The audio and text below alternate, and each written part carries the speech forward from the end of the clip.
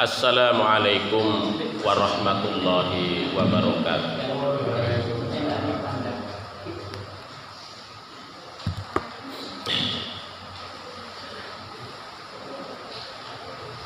Alhamdulillah.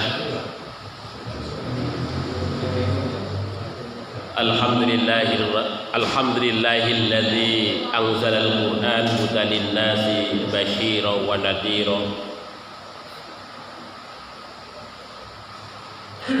Asyhadu an la ilaha illallah wahdahu la syarika lah wa asyhadu anna Muhammadan abduhu wa rasuluh.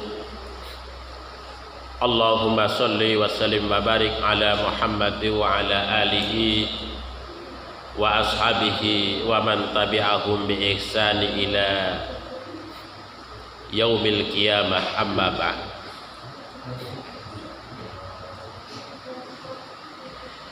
Yang kami hormati para bini sepuh,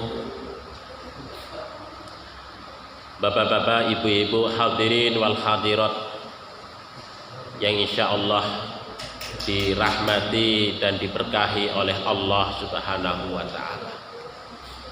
Alhamdulillah, puji dan syukur senantiasa kita panjatkan kehadirat Allah atas segala limpahan nikmat yang Allah berikan kepada kita bersama. Alhamdulillah, kita semua masih diberikan nikmat sehat, nikmat kesempatan oleh Allah untuk kita bisa bersama-sama menjalankan kewajiban kita, yaitu sholat maghrib secara berjamaah.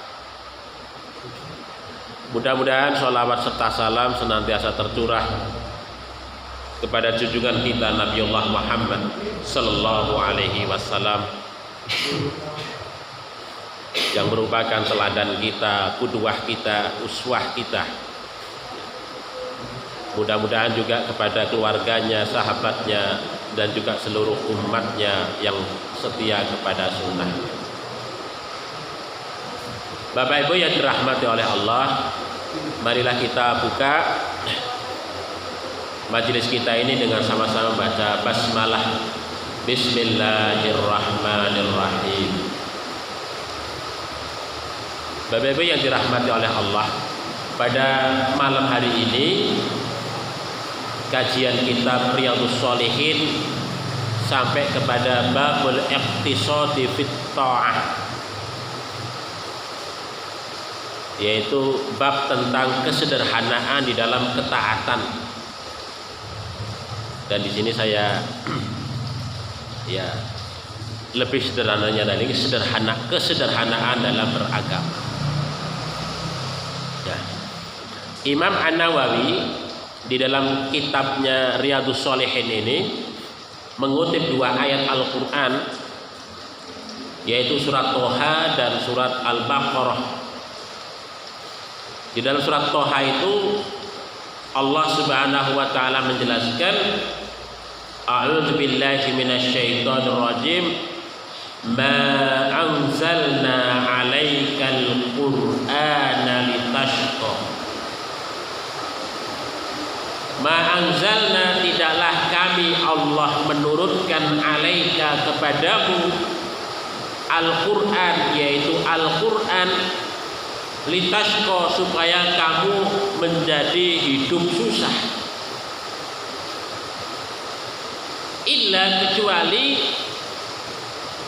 tazkiratan, Al-Quran itu sebagai peringatan, liman yakhsha, bagi orang yang takut kepada Allah Subhanahu wa ta'ala. Dalam surat Al-Baqarah Allah menyatakan, yuridullah, Allah itu menghendaki bikum, terhadap kalian, al-yusra, kemudahan.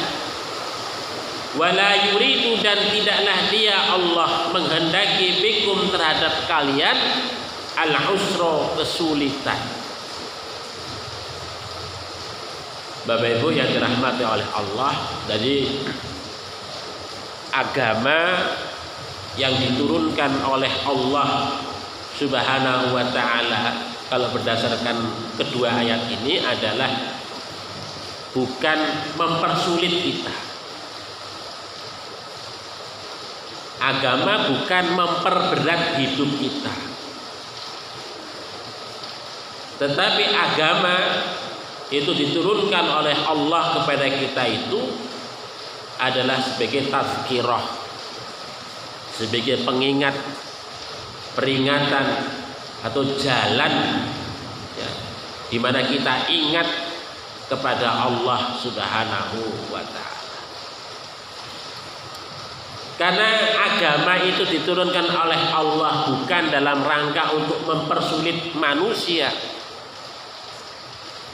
tetapi Allah justru dengan agama itu ingin menjadikan hidup manusia itu mudah. Yaitu yuridullah bikumul yusra. Maka di sini yang namanya praktek keagamaan atau orang beragama itu adalah dibuat sederhana oleh Allah dan juga Rasul. Jadi agama tidak dibikin rumit, jelimet, sulit untuk dilakukan ataupun dijalankan, tetapi sederhana. Ketaatan kepada Allah itu sederhana. Imam An-Nawawi, Bapak Ibu sekalian, di dalam kitabnya ini Riyadhus Shalihin, dia mengungkapkan dengan menyebut ya, istilah kesederhanaan itu dengan ungkapan al-iqtisad. Ya, al-iqtisad fit ta'ah, kesederhanaan di dalam kita taat kepada Allah atau dalam menjalankan agama ini. Nah, kalau kita lihat di dalam Al-Quran, kata al-iqtisad itu atau padanan kata daripada al-iqtisad itu ya, maka ada beberapa makna. Salah satunya adalah makna al-iqtisad itu ya sederhana, sebagaimana dalam surat Luqman ayat 19, waqsid fi masjid. Jadi waqsid fi masjid. Jadi sederhanalah kalian itu, sederhanalah engkau di dalam berjalan. Maksudnya tidak sombong, tapi cara berjalan itu adalah berjalan yang sederhana, yang tidak menunjukkan keangkuhan dan juga tidak menunjukkan sebagai orang yang yang kelihatan kasihan, tetapi sederhana. Nah, dalam surat Al-Luqman begitu. Kemudian juga makna al-iqtisad atau qasdu itu juga maknanya lurus. Di dalam surat An-Nahl itu disebut dengan qasdas sabil, jalan yang lurus, qasdas sabil ya.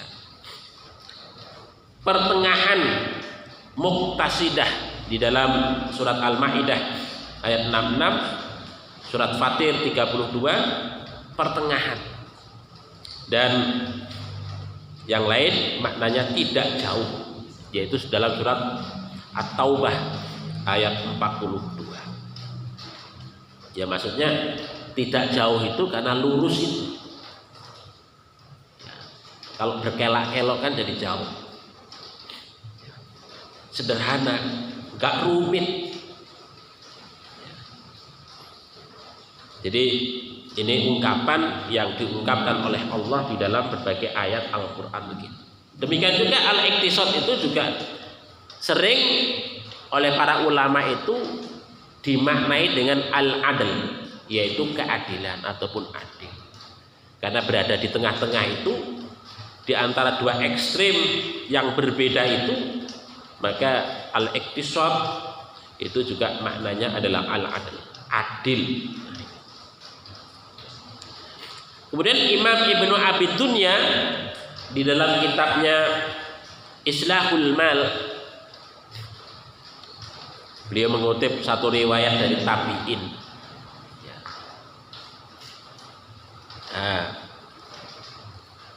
Tentang makna iktisad itu.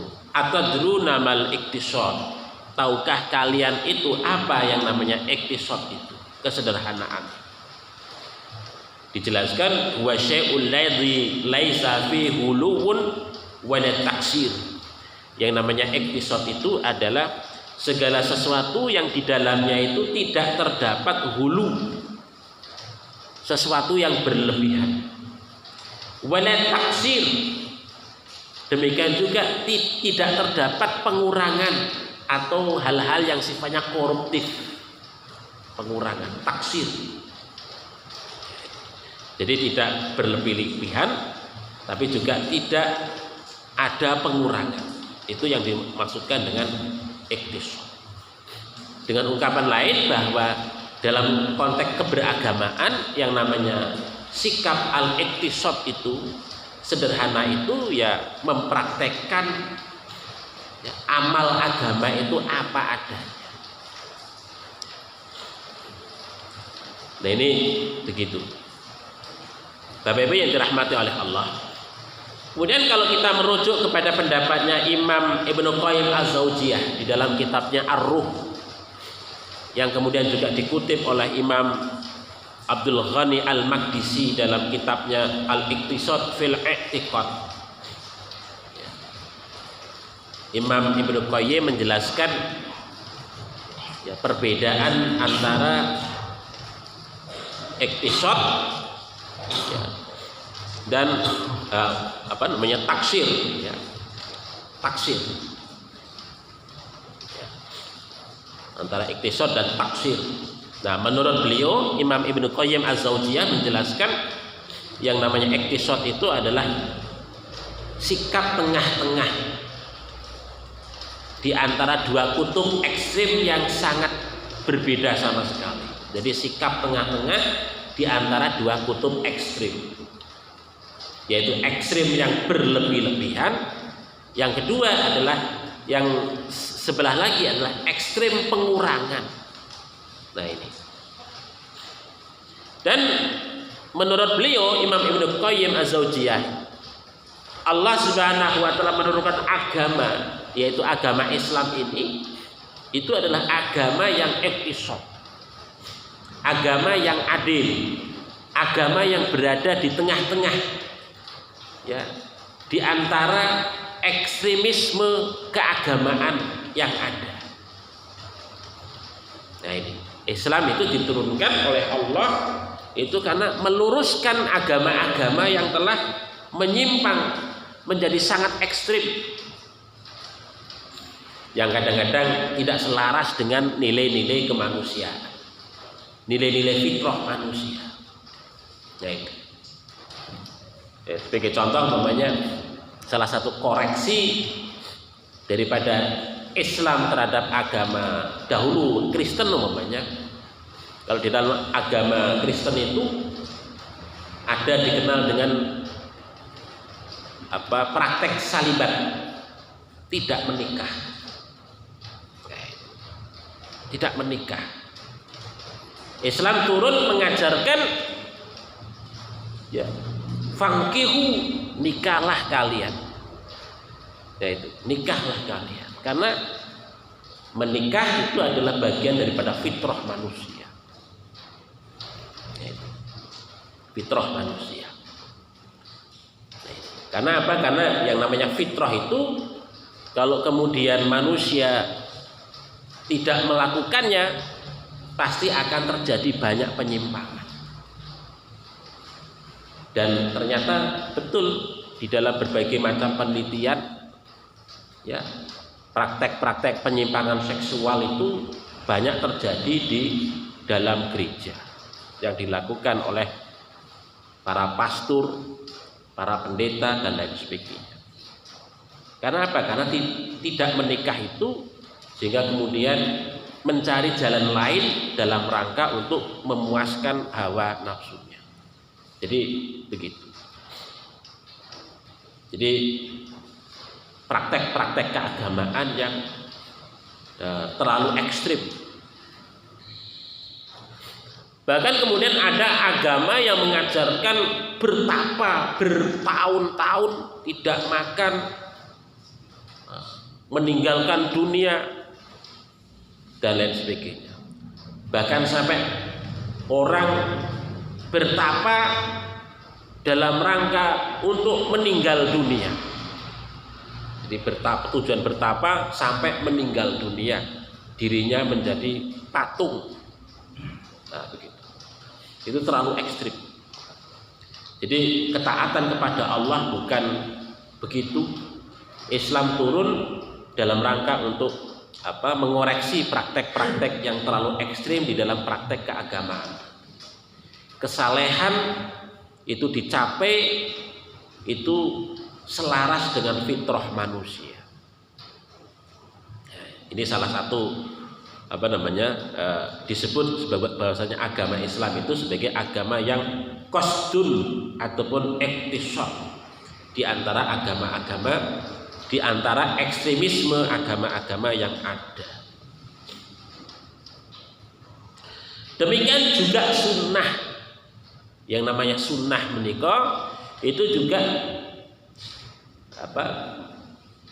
letaknya itu ada di posisi di antara ekstremisme praktek-praktek bid'ah, penyelewengan agama yang berupa penambahan amal agama yang itu tidak ada dasarnya. Kadang-kadang orang karena berlebih-lebihan di dalam beragama itu, antusiasme keagamaan yang berlebih-lebihan tetapi tidak didasari dengan pengetahuan agama yang baik, sehingga kemudian mengamalkan sesuatu yang di luar dari apa yang telah digariskan oleh syariat. Sehingga kemudian amalan-amalan itu ya karena tidak ada garis syariat itu yang dikenal dengan praktek-praktek bid'ah, praktek-praktek yang tidak pernah dilakukan oleh Kanjeng Nabi Muhammad SAW. Sehingga kemudian karena begitu banyak praktek-praktek bid'ah itu seolah-olah agama itu berat sekali. Berat. Sangat berat. Padahal agama diturunkan oleh Allah itu kepada Kanjeng Nabi Muhammad itu bisa dilakukan oleh siapa saja. Tidak memberatkan, tetapi adalah mempermudah atau mudah bagi siapa saja yang melakukannya. Nah, ini yang diungkapkan oleh Ibnu Qayyim Az-Zaujiyah. Ya. Makanya Imam Ibnu Qayyim Az-Zaujiyah di dalam kitabnya Ar-Ruh itu menyatakan bahwa para ulama salaf, ya, ulama-ulama terdahulu itu memperingatkan begitu keras terhadap praktek-praktek keagamaan yang berlebih-lebihan, hulu atau mutazawwajul had atau melebihi batas. Demikian juga praktek keagamaan yang juga mengurangi, yaitu juga termasuk bid'ah juga. Bid'ah itu kan ada dua, ada bid'ah zaidah, ya, ada bid'ah qasirah. Jadi bid'ah zaidah itu menambah-nambah praktek keagamaan. Kalau bid'ah qasirah itu adalah bid'ah yang mengurangi apa yang berasal dari Kanjeng Nabi Muhammad SAW. Itu juga bid'ah. Karena apa? Karena apa yang kita lakukan tidak sebagaimana yang dilakukan oleh Kanjeng Nabi. Kita kurangi prakteknya.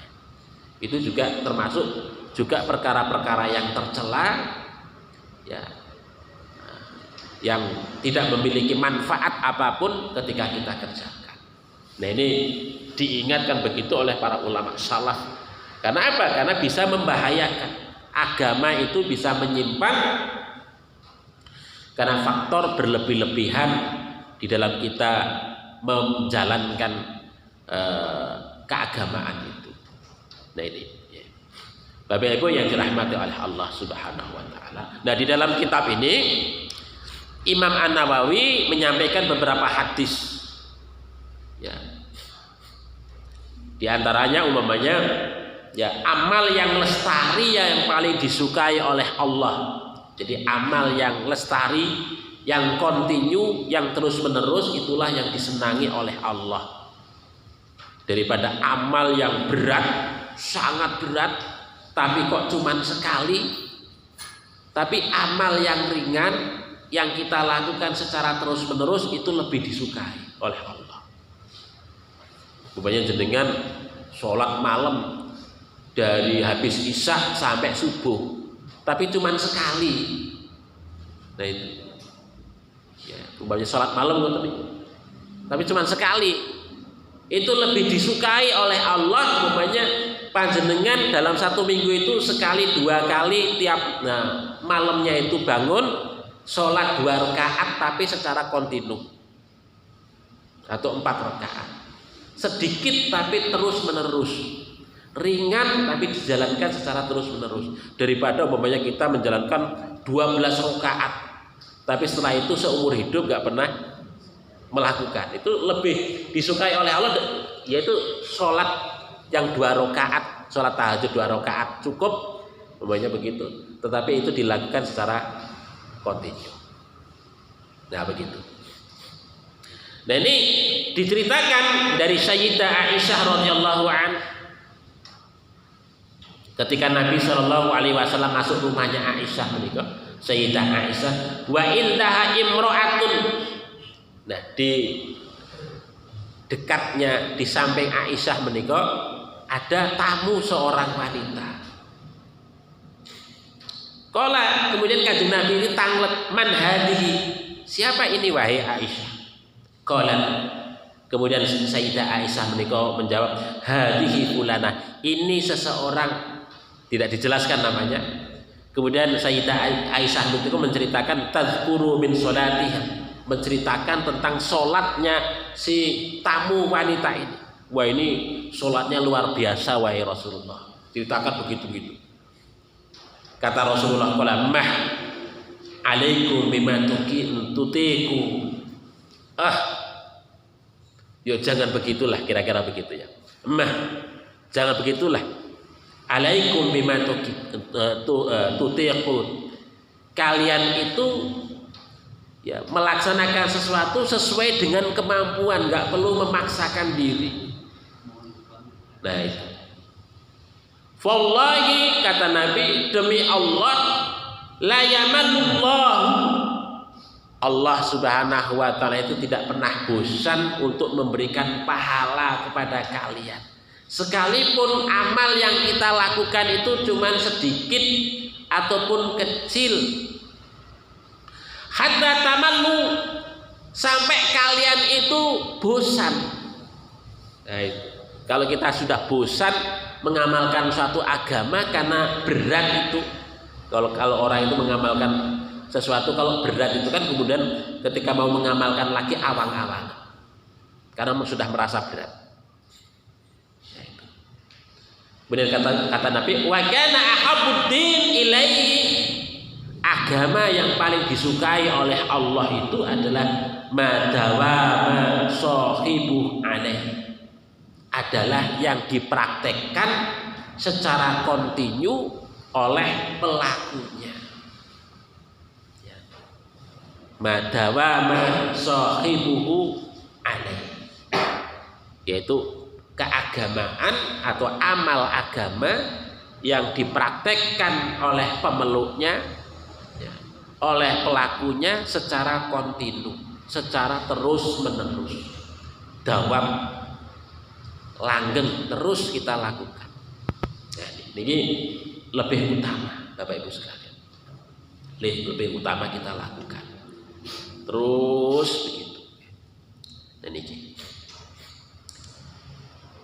karena Bapak Ibu sekalian, karena amal agama itu kalau kita lakukan secara terus itu kan efek kerohani itu sangat membekas, daripada kalau kemudian kita sekedar mengamalkan sekali 2 kali Apalagi kok sekali dua kali itu sangat berat. Jadi kemudian juga amal agama yang kita lakukan secara kontinum, secara terus menerus itu juga ada berdampak nilai dakwahnya. Nilai dakwah kepada ya orang yang dekat dengan kita, keluarga kita, anak-anak kita, jamaah kita, begitu. Itu karena kontinu, secara terus menerus kita lakukan. Sebagai contoh, Bapak panjenengan rawuh wonten masjid secara kontinu itu dakwah kepada jamaah, dakwah juga kepada keluarga kita dan seterusnya secara kontinu. Nah, itu. Daripada umpamanya panjenengan tinggal di masjid sehari semalam tapi dilakukan cuma 1 tahun, setelah itu nggak pernah datang lagi. Jadi secara terus menerus, umpamanya habis dari maghrib, isya, tapi terus menerus kita lakukan, itu ada nilai dakwahnya. Jadi tidak sekedar kita mendapatkan pahala ketika kita mengerjakan sholat maghrib dan sholat isya, tetapi kita juga mendapatkan pahala dari dakwah, ya, dari perilaku qudwah ataupun uswah yang kita lakukan itu pahalanya double, Bapak Ibu sekalian. Kemudian yang kedua adalah mengamalkan agama sesuai sunnah. Nah, menikah. Ini diceritakan juga dari sahabat Anas bin Malik radhiyallahu anhu. Diceritakan beliau, ja'a salasatu rahtin ila buyuti azwajin Nabi sallallahu alaihi wasallam. Ada 3 rombongan datang kepada rumahnya istri Nabi sallallahu alaihi wasallam. Yas'aluna an ibadatin Nabi sallallahu alaihi wasallam. Mereka itu takon pengen ngerti tentang praktek ibadahnya Kanjeng Nabi Muhammad sallallahu alaihi wasallam. Falamma ukhbiru, ketika mereka itu diceritakan, ka'annahum taqalluha, mereka itu seolah-olah merasa bahwa apa yang mereka lakukan itu nggak ada apa-apanya dibandingkan dengan apa yang dilakukan oleh Kanjeng Nabi Muhammad sallallahu alaihi wasallam. Kemudian mereka itu ngeten iki, ibaratnya mereka itu saling mengoreksi. Wa qalu aina nahnu minan nabi. Lalu kita itu di mana ini? Ya. Di mana letak kita kalau dibandingkan dengan Nabi? Kita tidak ada bandingnya dengan apa yang dilakukan oleh Nabi. Qad ghufira lahu ma taqaddama min dhanbihi wa ma ta'akhkhar. Padahal Nabi sallallahu alaihi wasallam itu sudah diampuni dosanya oleh Allah, apa yang lalu dan apa yang akan datang. Waqala ahaduhum, dan salah seorang dari rombongan itu berkomentar, ama ana fa usallil lail abadan. Aku insyaallah akan melaksanakan sholat lail untuk selama-lamanya, sholat malam untuk selama-lamanya. Wa qala al-akhar, yang lain berkomentar, wa ana asumud dahra abadan bala uftir, aku akan puasa, ya, akan puasa secara terus menerus dahron wala uftir, dan aku tidak berbuka, maksudnya tiap hari itu berpuasa, ya, tiap hari berpuasa. Wa qala al-akhar, yang lain berkomentar, wa ana a'tazilun nisaa fala atazawwaju abada. Wah, kalau aku tidak akan akan menjauhi wanita dan tidak akan pernah menikah untuk selama-lamanya. Maka kemudian setelah ketika rombongan ini dan masing-masing berkomentar itu, faja'a Rasul sallallahu alaihi wasallam ilaihi. Rasulullah mendatangi mereka, datang kepada mereka. Faqala, kemudian Nabi itu bersabda, antumul ladzi naqultum kadza wa kadza, apakah kalian tadi yang telah mengatakan ini dan begini? Kata Nabi, ama wallahi inni, ketahuilah, wallahi inni, demi Allah sesungguhnya aku ini la akhsyakum lillahi wa atqakum lahu, aku ini orang yang paling bertakwa dan paling takut kepada Allah di antara kalian itu. Lakinni asumu wa uftir, tetapi aku berpuasa tapi juga berbuka. Maksudnya tidak berpuasa secara terus-menerus. Wa usolli wa arqud, aku sholat tapi juga aku tidur. Bukan sholat semalaman ya tanpa tidur, tidak begitu. Wa atazawwazun nisa, aku juga menikahi wanita. Nah, begitu. Jadi tidak kemudian meninggalkan nikah, tidak menikah. Aku juga menikahi wanita. Nah, ini ungkapan Nabi Shallallahu Alaihi Wasallam. Kemudian Nabi menegaskan, faman rohiba an sunati, barang siapa yang tidak senang dengan sunnahku, maksudnya jalan agama yang aku lakukan, falaisa minni, maka orang tersebut bukan termasuk golongan.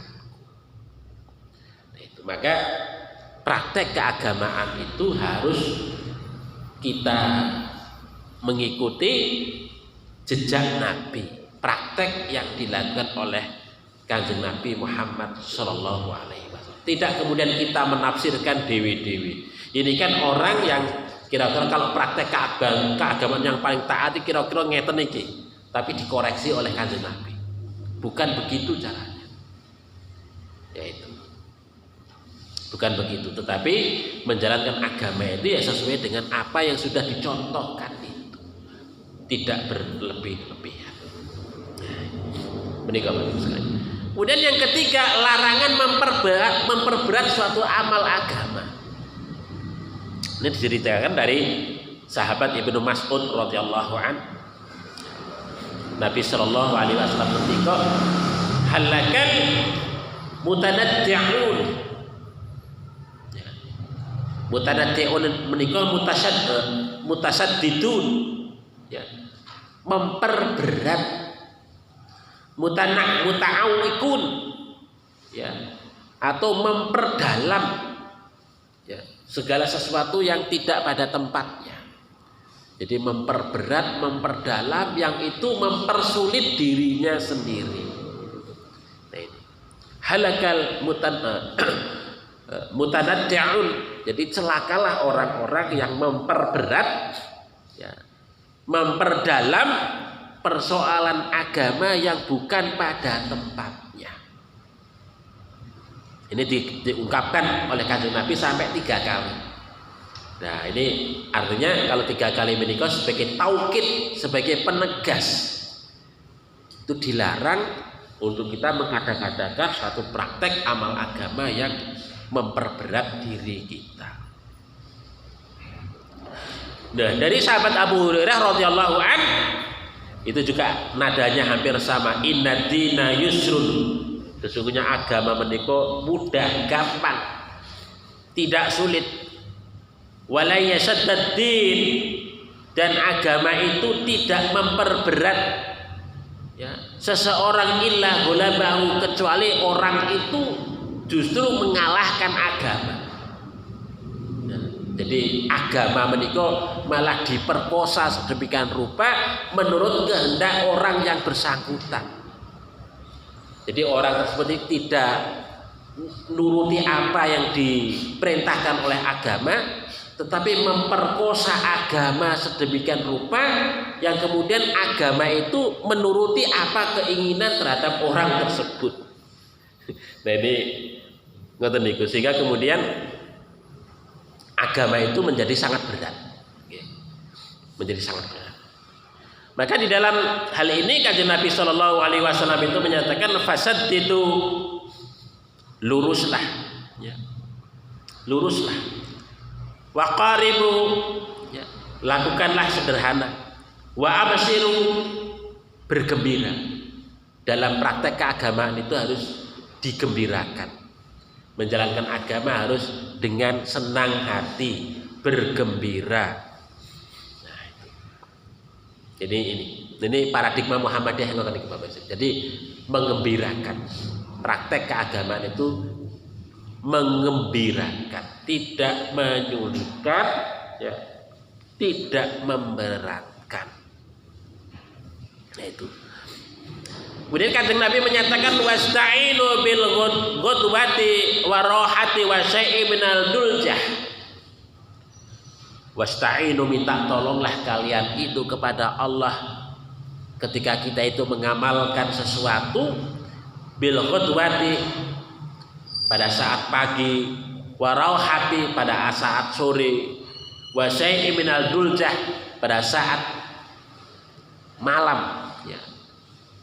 Duljah menika ya antara maghrib isya menika duljah ya, pada saat malam. Nah ini begitu Bapak Ibu sekalian. Terus apa Kanjeng Nabi Muhammad Shallallahu Alaihi Wasallam melarang memperberat ya amalan-amalan agama. Kemudian yang keempat, tidak boleh memaksakan diri ketika lelah dan ngantuk. Nah, jadi ini penting nih Bapak Ibu sekalian. Nek kita pas lelah sekali nggih ampun dipaksakan. Mau sholat lelah sekali nggih tilem rumiyin. Istirahat dulu. Nanti ketika bangun baru kita wudu sholat. Jadi nggak usah dipaksakan, sudah lelah sekali, aduh berat deh. Malah sholat malah buat terkusuk nih. Niki diceritakan saking sahabat Anas ya. Niki suatu ketika dakhalan Nabi Sallallahu Alaihi Wasallam al masjidah. Kanjeng Nabi masuk ke dalam masjid. Fa idza hablum mamdud baina saritain. Kok Kanjeng Nabi nemoni tali ya di antara dua tiang itu, yang ditaleni di antara dua tiang. Heran Kanjeng Nabi kok jadi menemukan tali itu, heran. Kemudian tanglek Kanjeng Nabi menika, mahadal hablu, ini tali untuk apa ini? Kalau para jamaah masjid itu, kaum muslimin yang ada di masjid itu menjawab, hada hablun li Zainab. Oh ini talinya Zainab. Zainab menikah memang Zainab bin Jahsin menikah salah seorang istri Nabi yang memang sangat bertekun di dalam ibadah. Ini talinya Sayyidah Zainab baik Kanjeng Nabi. Ya. Jadi ada habl li Zainab fa idza fatarat ta'allaqat bihi fa idza fatarat ya fa idza tafarat. Apabila dia itu sudah tidak bersemangat di dalam ibadah itu atau merasa lelah itu, ta'allaqat bih, maka Zainab itu bersandaran atau nyencang dengan tali itu loh. Awake itu dicentang dengan tali. Maksudnya dicentang dengan tali itu apa? Ya supaya tetap tegak iso ngibadah. Saking usahanya di dalam ibadah begitu luar biasa itu. Maka faqala Nabi sallallahu alaihi wasallam, Kanjeng Nabi bin ngendika, "Hulluh." Ya, lepas itu. Tali itu dilepas. Hulluh, hilangkan, lepas. Liyusalli ahadukum nasyata. Ya. Hendaklah salah seorang di antara kalian ketika sholat itu ketika dalam kondisi yang ya semangat dalam kondisi yang semangat begitu. Kalau dalam kondisi lemah atau fatar, ya, maka ya tidur dulu. Ini dikatakan oleh faida fataro falyarqud, apabila lelah ya maka ya tidur dulu. Jangan memaksakan untuk ngibadah, jangan memaksakan untuk sholat. Nah, ngoten Bapak Ibu sekalian. Niki Kanjeng Nabi ngoten niku nggih. Dan niki juga dari Sayyidah Aisyah juga sama meniku. Ya, diceritakan idza na'asa ahadukum wa huwa yusolli, apabila salah seorang di antara kalian itu ngantuk wa huwa yusolli, sementara dia itu melaksanakan sholat, falyarqud, maka tidur dahulu, hatta yadhhaba anhu naum, sehingga rasa kantuknya itu hilang.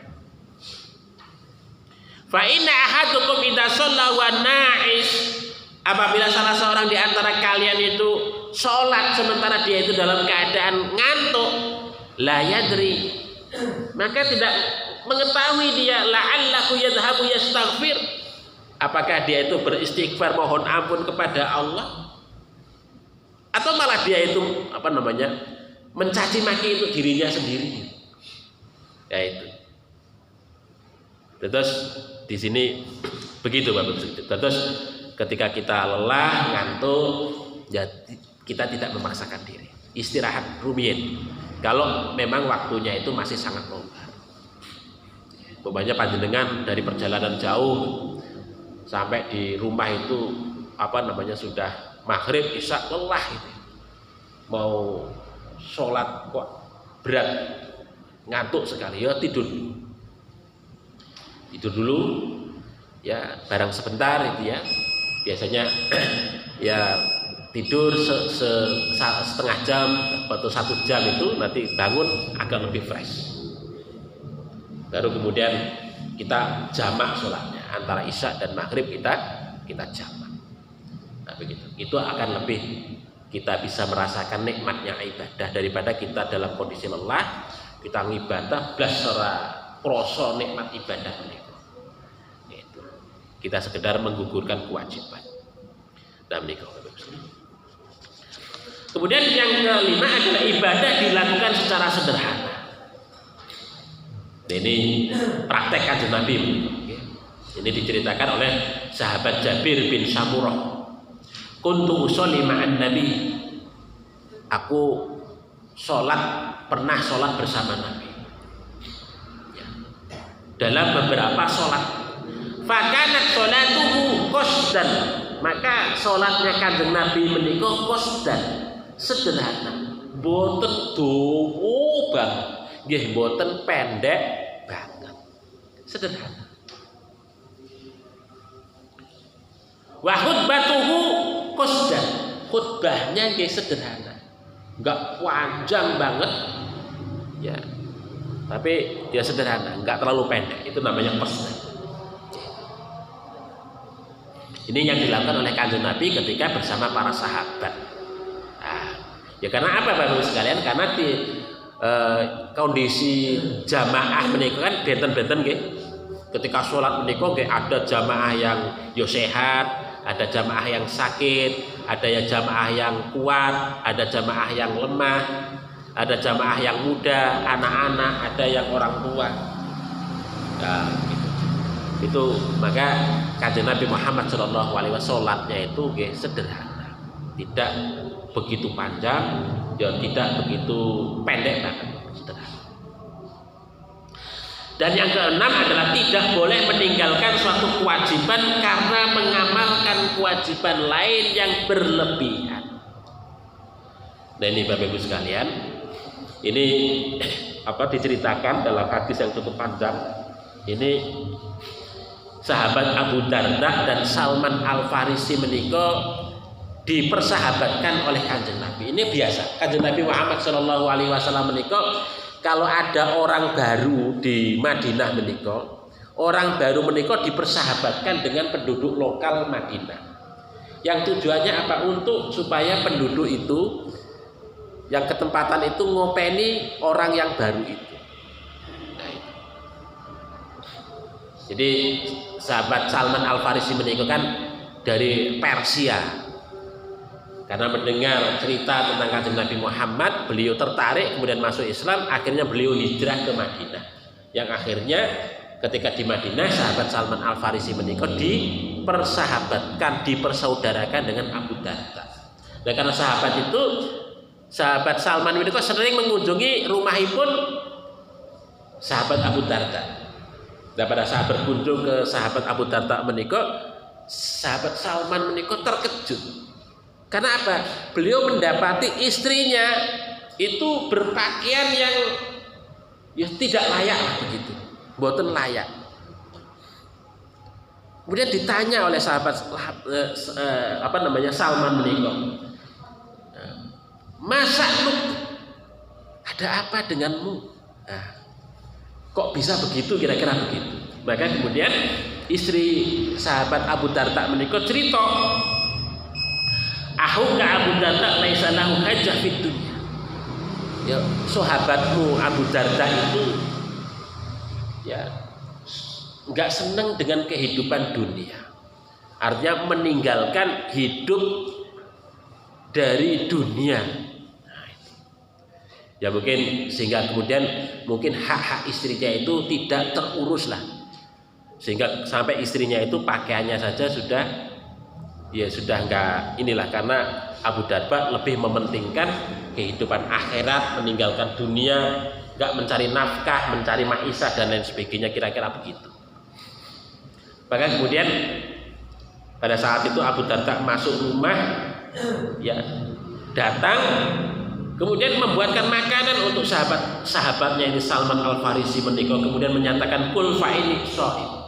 Salman, silahkan makan, tapi saya sedang berpuasa. Jadi tamu dipersilahkan untuk makan, tapi dia menyatakan saya sedang berpuasa. Si Abu Darda. Maka kemudian sahabat Salman menikah menyatakan begini, ma ana bi aklin hatta ta'kul. Aku tidak akan pernah makan makananmu sampai kamu memakannya. Nah, gitu sahabat Salman kata niku. Kata sahabat Salman boten purun makanan yang disajikan oleh Abu Darda menikah kalau Abu Darda nggak mau makan bersama dia. Maka kemudian Abu Darda menikah, fa'akala makan. Kemudian pada saat malamnya Abu Darda menikah bangun malam. Tapi kemudian sahabat Salman itu sudahlah tidur. Tidur lagi lah sahabat Abu Darda menikah. Bangun lagi sahabat Abu Darda, mungkin bangun menikah mau melaksanakan sholat malam itu. Udahlah tidur dulu. Sehingga kemudian pada saat akhir malam menikah baru bangunlah sahabat Salman. Nah sekarang bangunlah, maka berdua orang ini melaksanakan sholat. Nah kemudian sahabat Salman menikah menyatakan kepada Abu Darda, inna li rabbika alaika haqqan. Sahabatku Abu Darda, sesungguhnya Allah itu punya hak terhadap tubuh kita. Wa inna li nafsika alaika haqq, dan tubuh kita juga punya hak terhadap diri kita.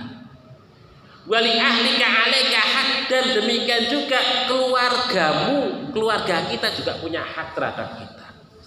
Fa'ti kulli haqqin haqqah, maka tunaikanlah hak itu sesuai dengan yang memiliki hak itu. Maka kemudian dengan ungkapan Salman menikah, Abu Darda menikah pada saat paginya menikah datang sowan wonten ngarsanipun Kanjeng Nabi Muhammad sallallahu alaihi wasallam, cerita terhadap apa yang dilakukan oleh Abu Darda, sahabat Salman menikah terhadap dia dan keluarganya menikah. Maka kemudian Rasulullah sallallahu alaihi wasallam menimpali sodako Salman. Bener apa yang diungkapkan Salman itu bener wahai Abu Darda. Maksudnya yo kita itu melaksanakan agama tapi jangan sampai kemudian meninggalkan hak-hak yang lain, hak-hak keluarga kita, hak-hak yang lain yang kita miliki. Bapak Ibu yang dirahmati oleh Allah Subhanahu wa taala. Nah, ini hadis-hadis yang disampaikan oleh Imam An-Nawawi ini memberikan satu pelajaran bagi kita bersama Bapak Ibu sekalian, bahwa agama yang diajarkan oleh Kanjeng Nabi Muhammad Shallallahu Alaihi Wasallam itu adalah agama yang mengajarkan kesederhanaan, termasuk ketaatan kita kepada Allah Subhanahu wa taala. Tidak boleh kita berlebih-lebihan, apalagi kok melampaui batas. Begitu. Saya kira begitu Bapak Ibu sekalian yang saya sampaikan. Ada kekhilafan, mohon maaf. Marilah kita akhiri majelis kita dengan sama-sama baca doa kifaratul majlis. Subhanakallahumma rabbana wa bihamdika asyhadu an la ilaha illa anta astaghfiruka wa atubu ilaik. Billahi taufiq wal hidayah. Assalamualaikum warahmatullahi wabarakatuh.